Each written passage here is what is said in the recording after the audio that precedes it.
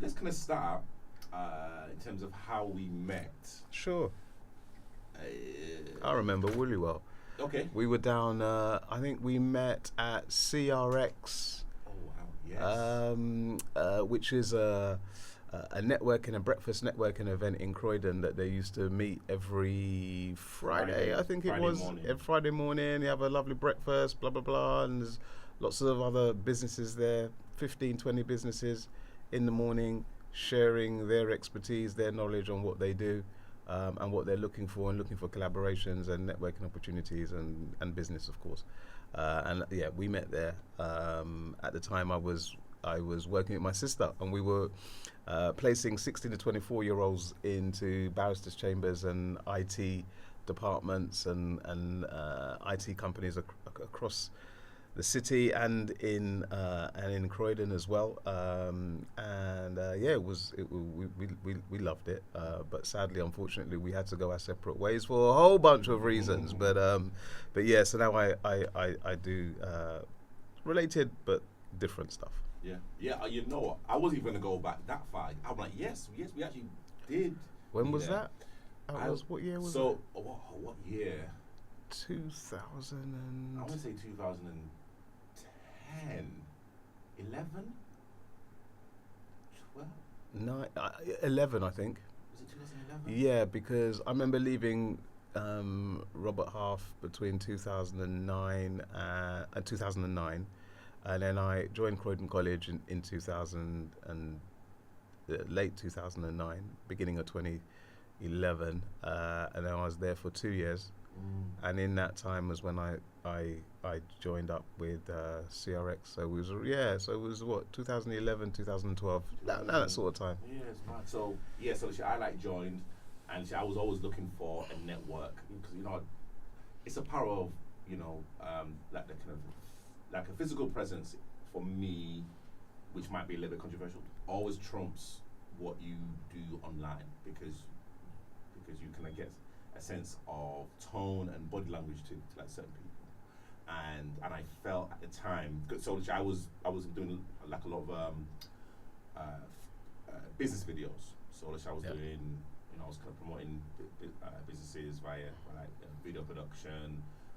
That was when again YouTube was just kind of not kicking off, but again people were now getting Becoming used more to popular and stuff. Yeah. more of that promotion. So yeah, I remember joining. I remember sitting down and thinking, "Wow, this is going to be very interesting." Because again,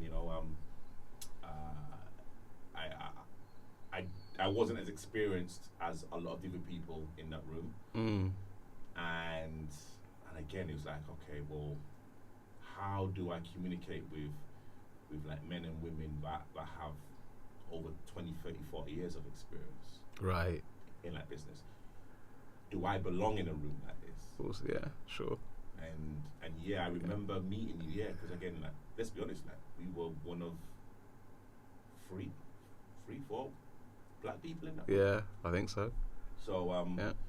so again, it was a really kind of poignant time, and yeah, I've kind of evolved and I've kind of gone into like another direction. It's still within video. Sure. So what are you doing now? So wow. Well, I like do podcasts. I can do video podcasts. Mostly now regarding football players and men's mental health. Okay. And Serious stuff, because and so needed, because mental health is at an all-time high, isn't it? Really, and so not spoken about at all.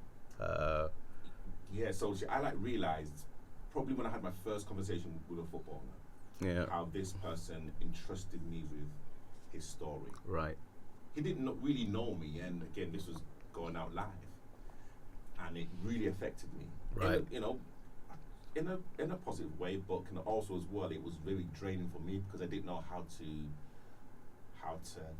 just shelve that on the table after the podcast. So the more conversations I was having, the more people wanted to hear more of those type of stories, the more that I had to realize, okay, you know what?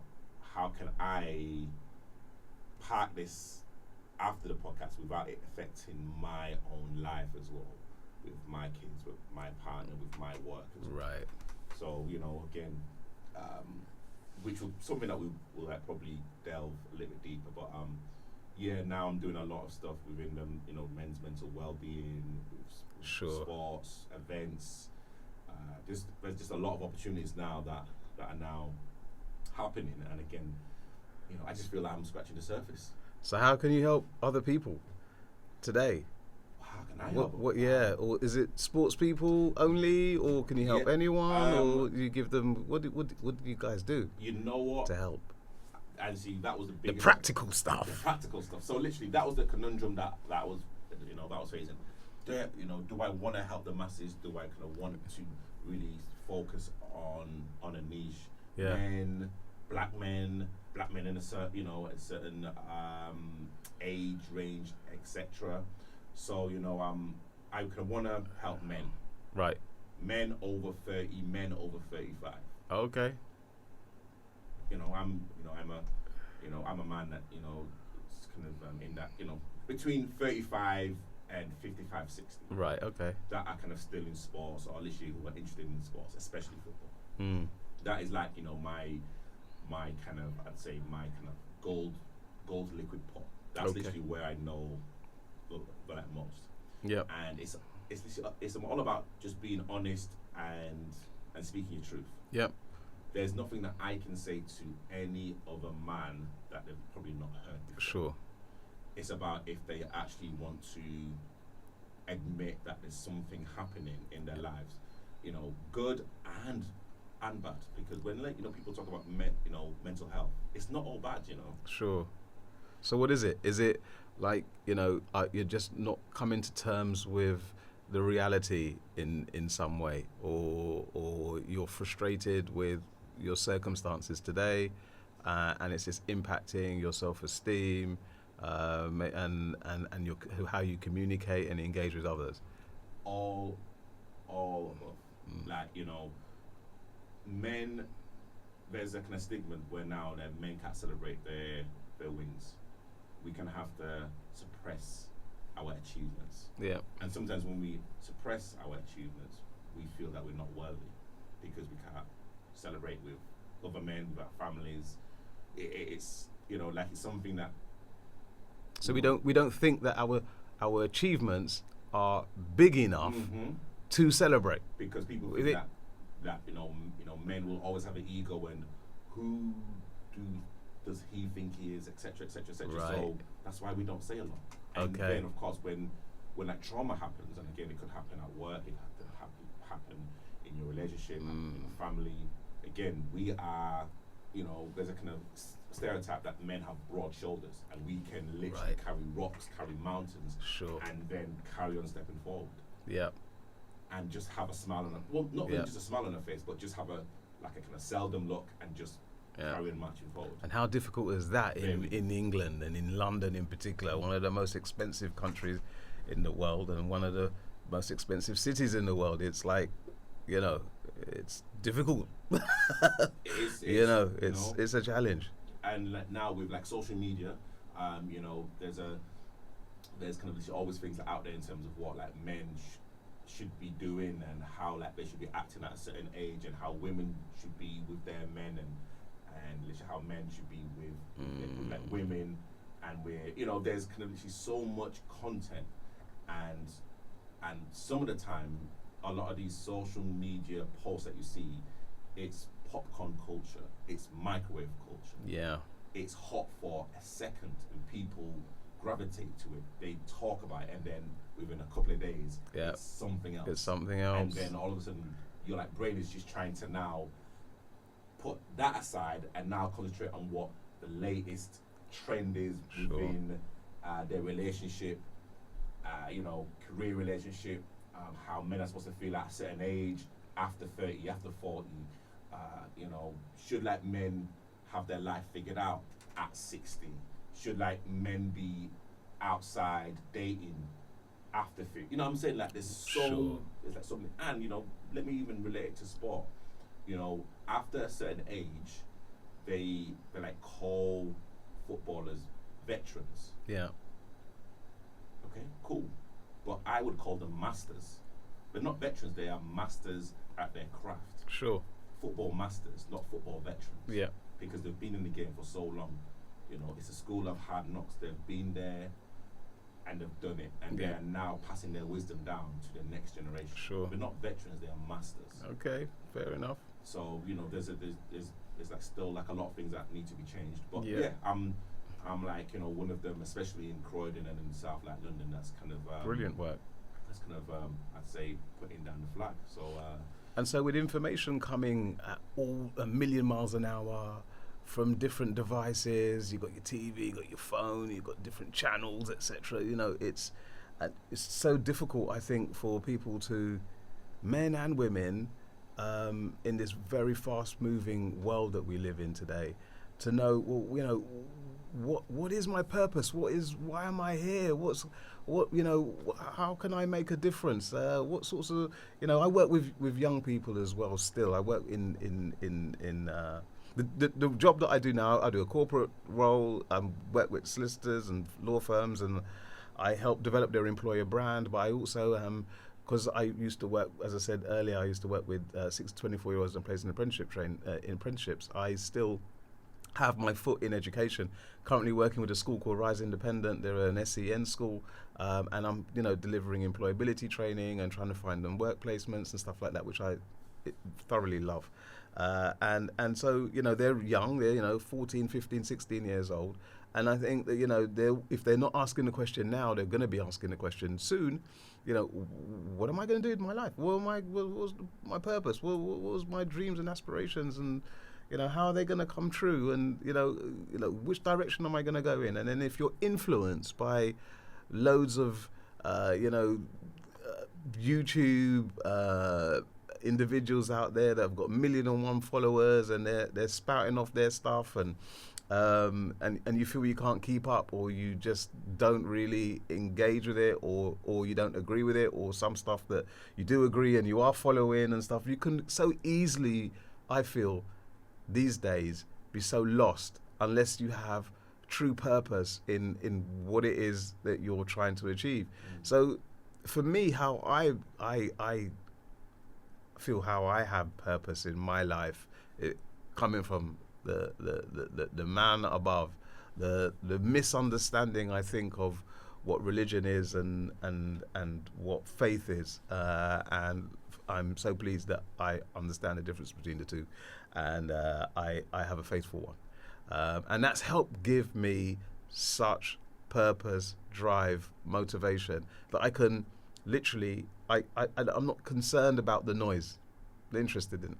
And I'd love to know what your view is on all of that, and how you decide, well, look, you know what, you know, yes, I've got my family and I've got my business and I've got my dreams, but how do you make this whole thing come together so you don't lose your mind? Because if it wasn't for my faith, I will be in trouble right now. So yeah, you know, we've actually had this conversation because, again, we also used to go to the same church. Yeah. And we didn't know this until, what's going on? What's going on? So, and I remember having a conversation at Box Park. Do you remember we had a conversation at Box Park? We actually met up and we spoke about That's right. faith. Mm-hmm. And I believe, but am I active? No. And we've like spoken about this honestly and truthfully. And What does active mean then? active is praying. Okay. So what's praying? What's praying? In its simple and basic form. What is prayer? Prayer is time for silence and time for reflection. Yeah. Oh, when you're washing the dishes, you're talking to. Even if you're talking to yourself, or you feel that you're talking to God, oh yeah, God, if you're there, you're gonna hear this, you know. So, you know, in other words, prayer is just conversation. So I'm sure you do reflect, and you do. So you are active. But you know what? I remember we like had a conversation, and I was like, you know what? I'm not doing meditation now, and it's like meditation. So you don't pray. I mean, meditation is silence. Is it? It is, it's about gathering your thoughts. Yeah, sure. and I'm like, okay, I see where you're coming from. And I can absolutely meditate. That is literally my solace. Like, that's literally when I have time to actually ground myself. Yeah. So meditation has been a huge help for me. Brilliant. But yeah, I mean, faith is very important in my life. Like it is. Sure. My partner and I, of course, went to a certain church for like a good few years, and without getting into like too much of the politics, we just kind of felt that we don't have to go to church to be law-abiding citizen, and literally there's always a misconception that Christians can't do no wrong and and oh right, you know what I mean? That's crazy. It's, what I'm saying, and we're human. Yeah, and we've kind of been very kind of honest and open with our kind of journeys. So it's it's kind of something that I know is like still prominent, not only in like my family, but of course like my mom and my dad and my sister and my brother. Every time we like visit my brother in like Kent, we always go to his church. Oh, okay. Lively, I love it, absolutely love it. Nice. But also as well, just saying, okay, well, you know what, I've kind of had my quote unquote day of rest, which is kind of very very hard to do in like this society. I've like got to get back onto the rowing boat and kind of make sure that I'm not swimming against the tide. So, but I mean, I've got a question for like you. I mean, when did like you know that you like had to give your life to like Christ? Wow, that's a deep one. My goodness. Woo! What do I say to that? Well, the truth. When did I know? When did I know I should give my life to Christ? Or when did that time hit me between the eyes? Well, I was working for Robert Half, and I was working as a recruitment consultant, really fast-paced environment, and I decided it was time for me to leave after having a conversation with some of my colleagues, and I thought, you know what, this is time. It's time, because I felt that I had a divine and intervention moment in my home. I was only one in the house at the time, and I cried. I didn't even know why I was crying. I cried for what felt like hours. It may have been half an hour, 40 minutes, but that's still a long time to cry, isn't it? And I just felt that like there was a change. There was just a change, and I didn't really understand it, and I didn't feel scared or anything like that. But I just thought that like, nah, this will just pass or whatever. But then I went into work. I felt different. And my colleagues picked up on it, and they had a chat with me, and through the conversations I was having with them, I realized maybe it was time for me to move on. And so I did. I left and I joined Croydon College, and then I ended up setting my own business up. And it's what I feel my faith has done is given me a true purpose. I know the direction of travel.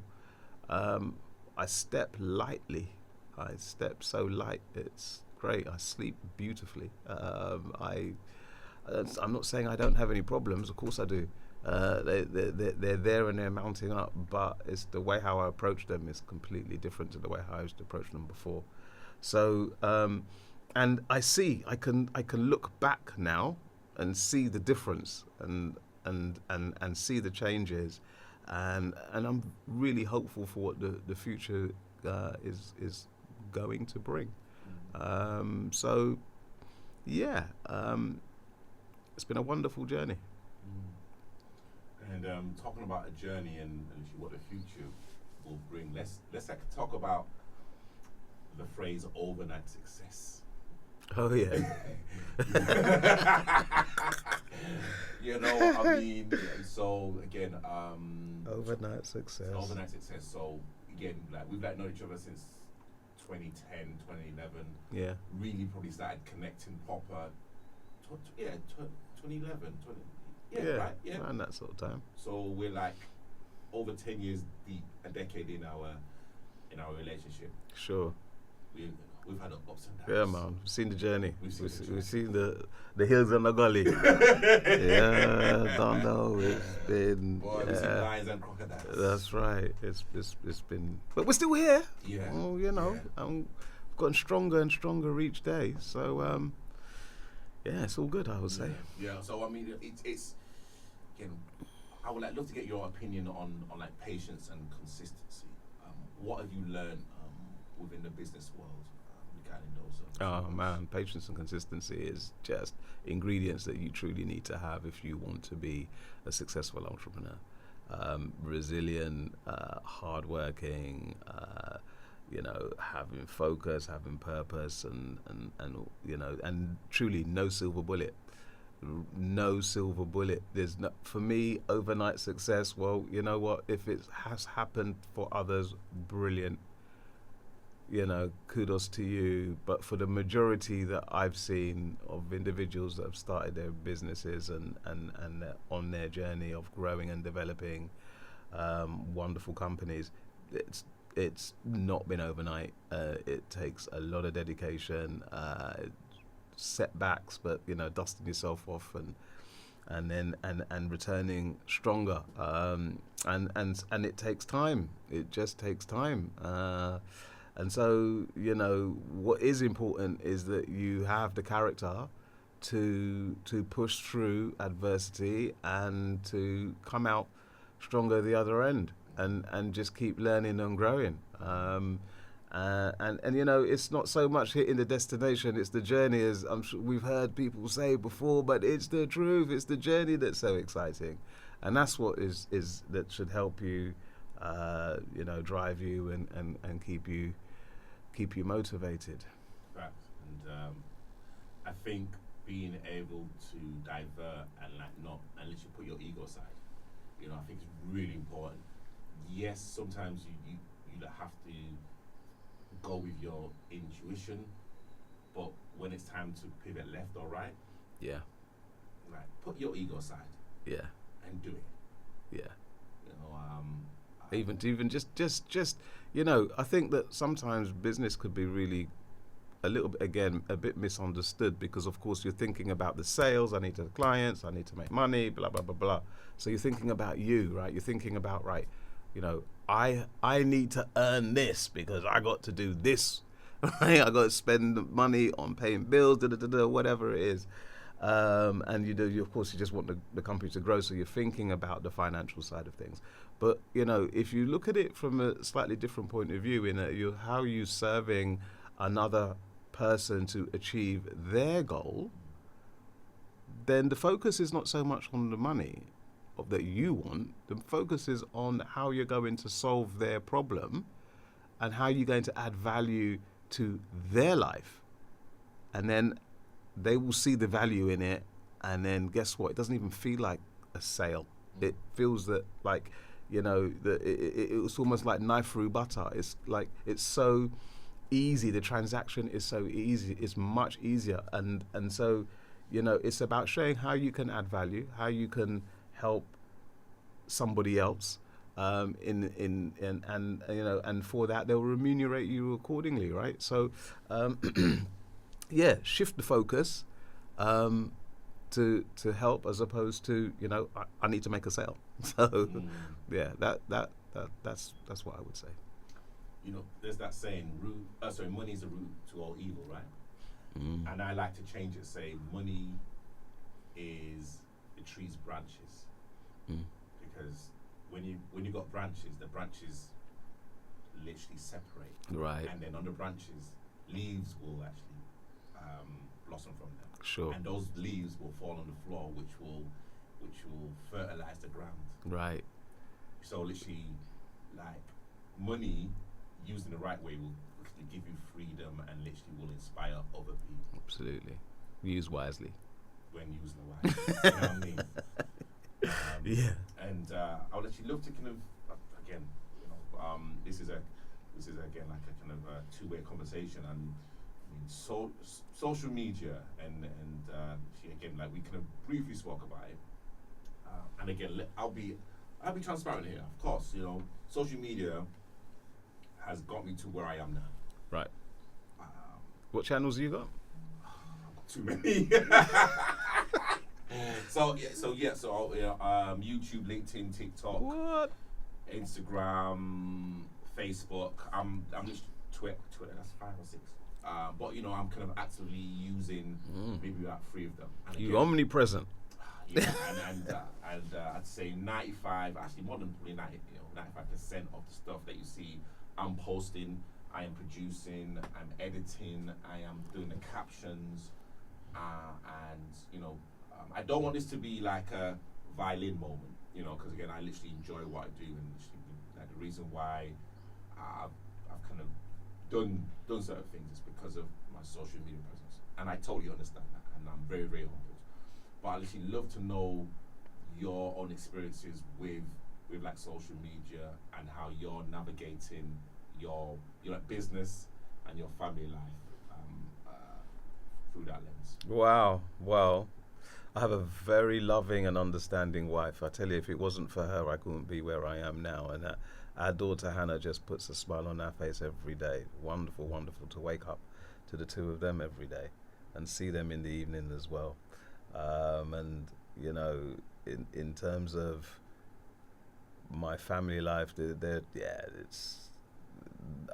such a massive part of my achievements and stuff. What was the first question you asked me? So how social media has impacted your business, or literally how are you looking to use social media? How am I? Okay, how do I use social media? Well, I do a fair amount of public speaking. Which is good. So I go to. I'm often invited to conferences to speak. For instance, I was at Law Firm Ambition Conference recently. Meissen Connections Conference. Meissen Solicitors, large law firm up in Manchester. They had a conference there. So I was speaking there, all on my hot topic of employer branding and how firms can improve their culture. And so I like to have, I record me on stage, and I post that, and I create tutorials and videos. I have a YouTube channel, and I share my knowledge, my experience on how companies, medium-sized companies. So from the time you're talking about, if you're thinking about hiring people, how are you going to go about doing that, and how are you going to go about retaining them? And so, I have tutorials for, small businesses up to, large businesses as well, as to how they go about attracting and retaining talent. And I share that, as I said, I run webinars, I have a YouTube channel, and I do a fair amount of public speaking, and I try to capture all of that and create articles and share them and videos. And so, yeah, that's what I do, and of course consult for organizations that need the help with regards to attract and retain talent, which is huge, because at the end of the day, particularly in professional services, if you're talking about, for instance, a law firm, where's the knowledge? The knowledge is in the people, and your people then are your biggest asset, so you need to protect it. Otherwise, risks are just going to emerge. So I show them how to mitigate on those risks, and how to improve their bottom line by making sure that they have the right systems and processes and culture, so they can attract and retain the right people. What's the kind of culture now regarding law firms, and also, I'd say, kind of in the kind of corporate world, with the now emergence of social media and people now wanting to be influencers and YouTubers and whatnot. Yeah, I mean, every company has a different culture, right? And your culture is set by, the people within it coming from the top. So if you've got like managing partners that are a managing partner or partners in some instances, that are really forward thinking and thinking about like, the culture of the firm, then they're going to create a culture that they feel is right for them to attract the right people. And the we can see what's going on in the world. We know the pace of AI and how it's driving businesses, and the importance of understanding the different generation differences in terms of how people communicate and how they how they think about work. And of course, with COVID, it's reset the button really to an extent as to how people think and about their careers and about their work-life balance and all that good stuff. So when you as a leader are thinking about that, you will naturally decide to take the right action. I mean, the problem is that usually for many leaders is that because you've been doing something for so long in a particular way, and that's worked and you've been successful in it, and then suddenly somebody's saying, maybe it's time to change, they find it challenging because, most don't really like change.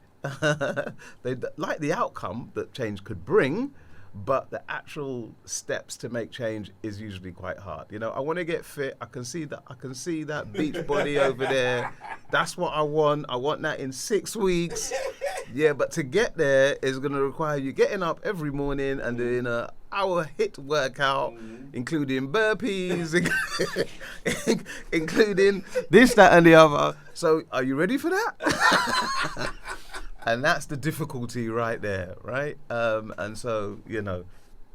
But I'm pleased that I try to show them that the pathway that I'm going to show them is not going to be hopefully too painful. Yeah, I love that because again, like working in a team and working in an office can be really enjoyable if the culture's right. That's right. And I think sometimes it's very interesting how you said about COVID. Of course, when that COVID hit, the first time, everyone took it as a sabbatical. Wow, you know what? I'm getting paid to sit down, and I'm loving this. And people needed the break, even though I shouldn't really call it a break, because of course, like a lot of horrendous things happened. And now there's this, again, please correct me if I'm wrong. There's people working from home now. There's is the same communication that you can get from working at home in a bedroom or in a study the same as working with people in a collective room? Absolutely not. I think that this is quite a hot topic at the moment as well, because of course we have hybrid working now, and I work a lot with law firms. So if I talk about them, for example, if you're a junior solicitor, you need to learn from others, and therefore you need to be in the office really, so that you're listening, you're picking up on nuances, and you're developing relationships with your colleagues, which is crucial. And doing that, trying to do that working remotely is almost impossible. So there has to be times, if you're working remotely, fine, no problem, but there has to be times when you are together with your colleagues in a social setting as well as within the professional environment working, because there's nothing like having those moments with colleagues to understand the intricacies of what you're doing on a daily basis. So as you become more experienced and understand your craft more, etc., then I suppose working from home for longer periods is not so much of an issue. But I certainly think in the early stages of your career, it's crucial that you are with your colleagues and learning from them. So that's my take on it. I've always found that once I step out of my house or the office, or if I shut down my laptop and I meet people physically, that's literally where the growth is. That's literally where you like get that amazing. That's where the magic happens. That's where the magic happens. Totally. You know, like how many times have we gone round to each other's houses and we just sat down and spoke for like hours? And it's a completely different feel than speaking. I mean, like the phone was cool. Yeah, of course. But it has its place. You know what I'm saying? Yeah. But I like remember when you had a barbecue and we all came around to your house. Yeah. Family there. You know what I'm saying? Like it's those memories I remember. Sure. If you tell me who I spoke to yesterday, I'm like, I can't remember. You know, I'll have to look at my phone list because I honestly I do not know. Yeah, absolutely. So true. Yeah. So true. Yeah. So what's the plan for your business now for the next few months or next year? Well, so I've trained to become a mental health champion, and that was with Citizens UK. And again, that was a physical meetup. It was amazing. The energy was electric, and they are. And again, I don't come from a medical background, so when I'm just like that kind of annoying schoolboy that keeps putting his hand up in the air. I'm like, I don't know what you mean by that acronym or whatever. So literally, it's and I like realize is that's kind of my superpower. Yeah. Because I'm coming from a totally different space. Sure. So like so when I'm talking that I genuinely do not know what you're talking about. Yeah.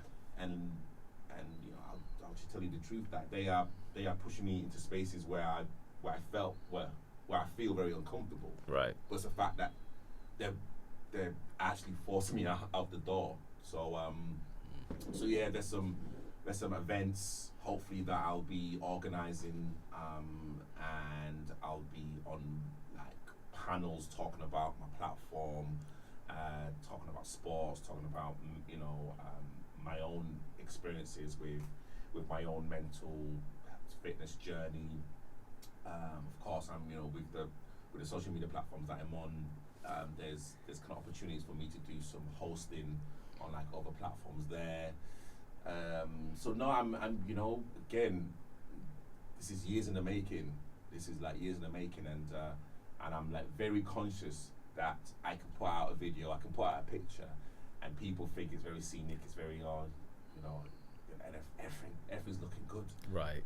But I mean, again, people do not know the work, the blood, sweat, and tears that goes on, like the late nights, the like doubting yourself. That's right. The kind of imposter syndrome. Yeah. Everything that goes on in like I'd say very successful people. Yeah. So it's, but again, I'm really really lucky, and again, I've got a very supportive family. I've got a very supportive partner, and my kids as well. They.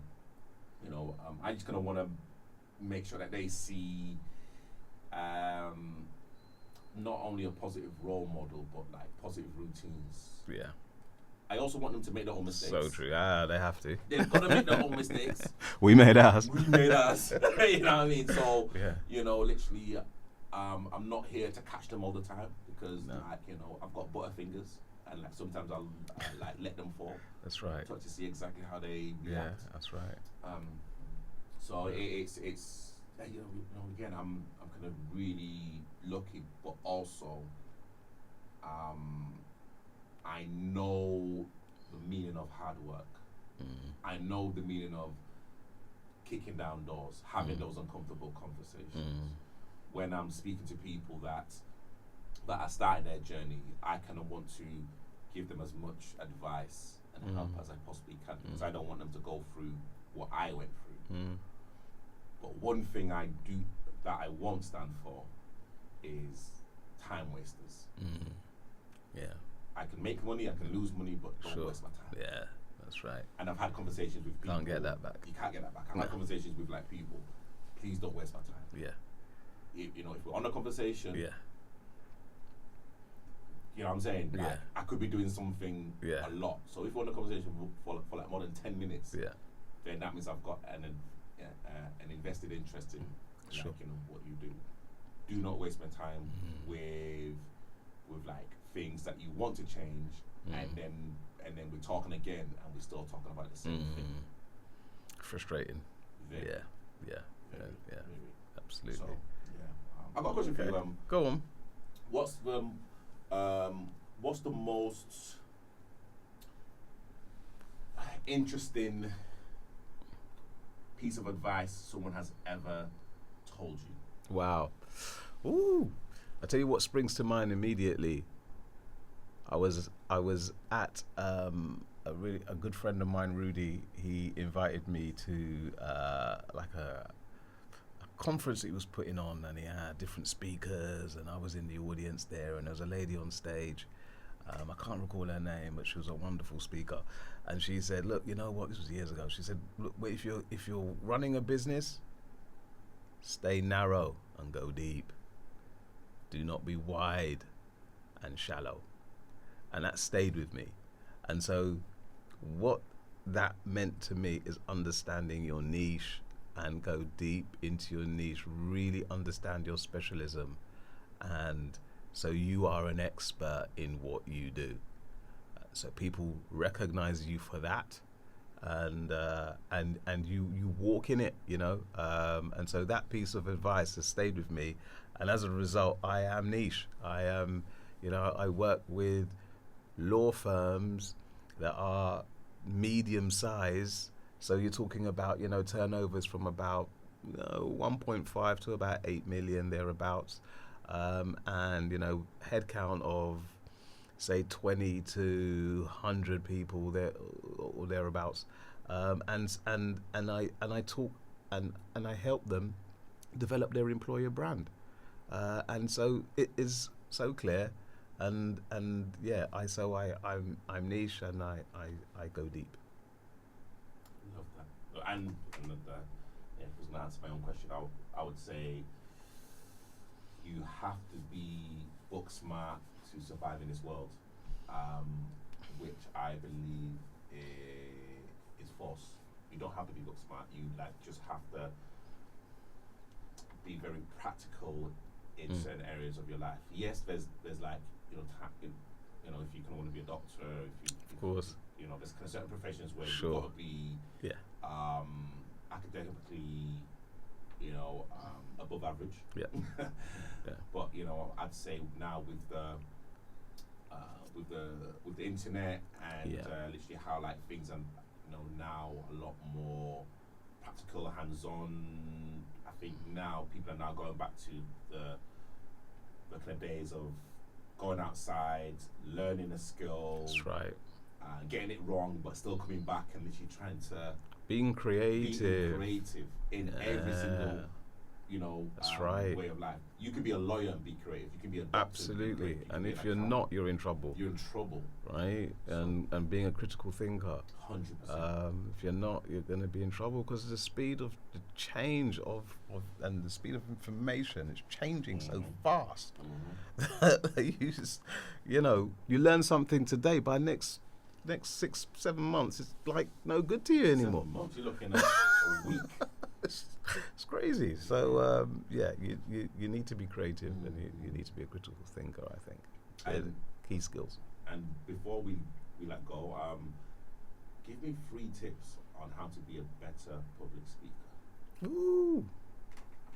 Practice. Practice. Practice. You know, just as you said earlier, there's no overnight success. So if you want to do anything, whether it's public speaking or starting your own business, start. Just do it. You know, you're not going to be very good at first, but that's fine. You know, just enjoy the journey, is what I would say. Yeah, cool. People, thank you so much. Actually, it's been a pleasure. Yeah. It's been wicked. My guy. So, where can people find us? Well, you shoot. No, okay. So, literally, you can find me on YouTube, Amateur Footballer Podcast. You can find me on TikTok, TOBRISEC, Instagram, Amateur Football Podcast. I mean, everything's gonna be in the show notes, but you know. Yeah. For me, I'm always posting on LinkedIn and YouTube. Videos are there. ThomasTellman.com. is the business, what we do in terms of employer helping law firms improve their employer brand. But yeah, they're the main two channels. And of course our website, which I just mentioned. Yeah. Brilliant. Brother Andre, man, it's always a pleasure, man. And I'm so proud of you, man. Like, Likewise, bro. You know what I mean? Likewise. Like, we've been kind of doing this for a minute. Oh no. A hot one. Yeah, no, it's just kind of actually amazing to actually see the fruits of your labor, bro. Thank you. It's been a pleasure. Yeah. Loved it. Alright, man. You take care, bro. In a bit. Nice. Sick. That was easy, actually. Let's stop it, and then we can take some pictures in here with us. You know. Sure. What time is it? 11:30.